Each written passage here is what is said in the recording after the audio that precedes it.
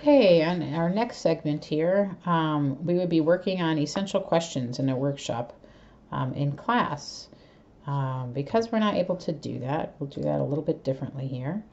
But basically just walking you through the worksheet that I've created to help you develop your essential questions from big ideas and key understandings, and then I will show you the template and a model on Blackboard as well.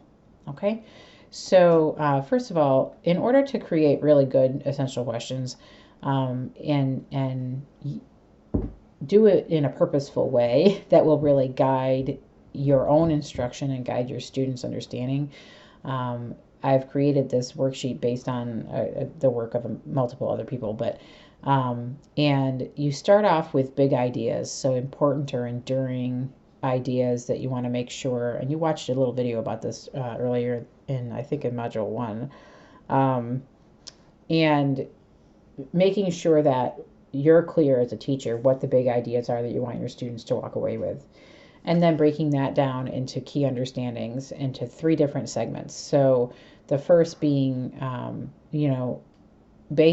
based on your students, or as a result of your students going through your unit, what are some beliefs or values or perspectives that you want your students to gain as a result of going through your unit? And then the next part, really looking at what is the disciplinary content that you want or you need, or you have to have students know as a result of going through a unit. And then what ELA skills do you want them to be able to do as a result of going through your unit. So that helps lead us into your essential questions. And for this assignment, for this course, and I believe in general, you should have no more than like between 2 and 4 essential questions. 3 usually seems to be the key number, but I'm looking for 2 to 3 from you. If you have 4, that's okay. But that tends to be a little bit too much for students, and it tends to be hard for you as a teacher to manage. So I think really the key number is really 3. So let's take a look on Blackboard. And I need to go back to the syllabus tab, activity and assignment information, and then we're going to come down here to essential questions. Okay, so the template for this is a Google Doc. And you'll see here, almost at every assignment, I have you remind me what your grade level is, the discipline standard, and the unit theme. And then your big ideas will go here. I'm not sure why that's red, but there we go. Remember, by the way, that you're going to make a copy. File, make a copy into your own Google Drive before you start typing into this. So big ideas, I'm going to show you an example in a minute so you get an understanding. A couple of beliefs, values, or perspectives that you want students to gain as a result of going through your unit. What students will know, this is focused on the disciplinary content. You might consider looking at your discipline standard to kind of drive what you write here. What your students will be able to do in terms of ELA skills, considering both reading and writing standards to kind of help you with this. All right, your theme unit overview should have had some standards in there as well. That should help guide you. And then once you go through this, and sometimes it's kind of back and forth, by the way. Sometimes it's not just right in this order. Sometimes it's like, I think I know the essential question. You kind of come back and you look at the key understandings, and you can kind of develop that more based on the essential question that you came up with. So it's not like a linear, doesn't have to be a linear way of doing it. But and then finally coming up with 2, as I said, 2 to 3, 4 tops essential questions. So that's the template, the Google Doc template. And then this right here is a model for you. This is based on, again, that unit for the 6 million paperclip project, and the unit theme being the uses of power and persuasion. So here are my big ideas I came up with that I'm like, if anything, I want them to walk away with this, that power and persuasion can be used for harm and for good. And the power the use of power and persuasion has consequences that may be short and long term.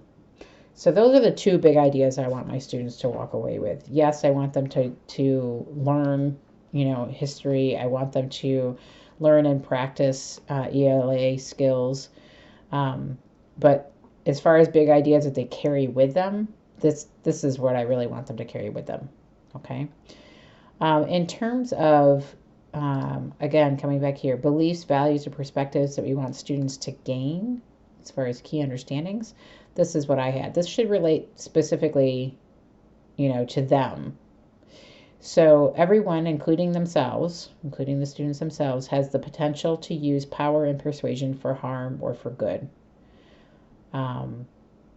So even though I'm having them focus on how Nazis use power and persuasion blatantly and subtly, all right, I want them to understand that everybody, including themselves, and they probably have in some way, and that in order to have a just society, every person, including themselves, needs to be aware of ways that power and persuasion can be used and the effects of this on themselves and on others. So you notice that this section right here is really needs to relate. This is kind of where the relatability of your unit comes in, where you want them to be able to relate to your big ideas. If they're just big ideas that they can't even connect to, they won't carry them with them beyond the unit. And what you want that to do here is make it relatable.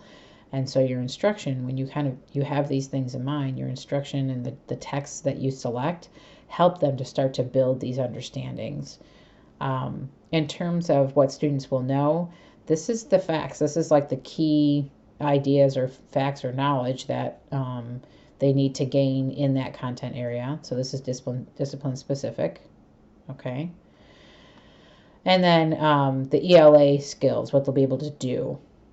Okay, write formal letters, read historical and current narrative texts, and gain understanding of power and persuasion, interpret visual text, because I'm going to be including some propaganda and things like that in there, to detect characteristics of persuasive texts and gain information regarding power and persuasion.